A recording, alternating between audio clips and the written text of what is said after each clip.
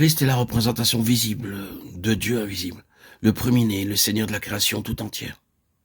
C'est en lui, en effet, que toutes choses ont été créées.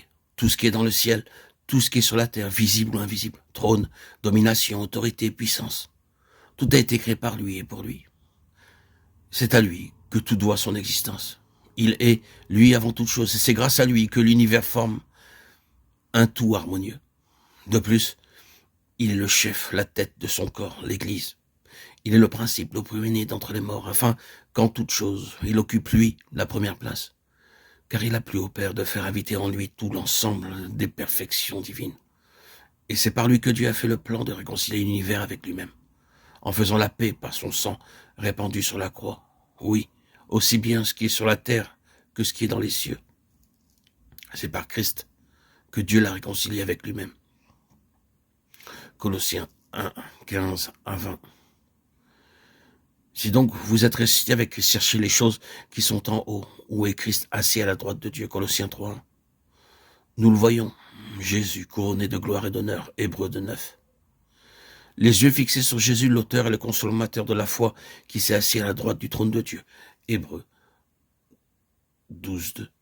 Il est écrit, tu le serviras à lui seul, Matthieu 4, 10. Ici, nous pouvons constater la centralité et la suprématie de notre Seigneur Jésus-Christ. La présence de Christ ici-bas sur la terre était à double fin. En premier lieu, il importait que l'homme eût sous les yeux une parfaite présentation de Dieu. Ensuite, il fallait que Jésus manifestât ce que devait être véritablement l'homme tel que Dieu l'avait voulu. Il y en eut bien peu, peut-être, même n'y en eut-il point du tout, qui discernèrent ce premier aspect de sa personne et reconnurent Dieu en lui. Le monde ne l'a pas connu, dit l'apôtre Jean, en parlant de la véritable lumière. Même ceux qui avaient avec Jésus le contact le plus étroit, le plus suivi, qui le voyaient agir, qui l'entendaient parler, et qui pouvaient suivre de près tous ses mouvements, ne le virent pas, à proprement parler. Aussi pouvait-il dire à l'un d'eux vers la fin de cette période, « Il y a si longtemps que je suis avec vous, et tu ne m'as pas connu, Philippe. Ce qui m'a vu a vu le Père. » Dans ce sens profond, les disciples ne l'avaient pas vu. Il était là pour représenter en personne la pensée, le cœur et la volonté de Dieu. Mais il est impossible de discerner ces choses dans la personne de Christ sans le secours du Saint-Esprit.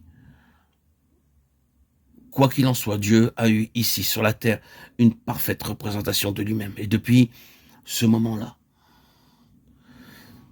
la connaissance de Dieu dans quelque domaine que ce soit est inséparable de la personne de Jésus-Christ.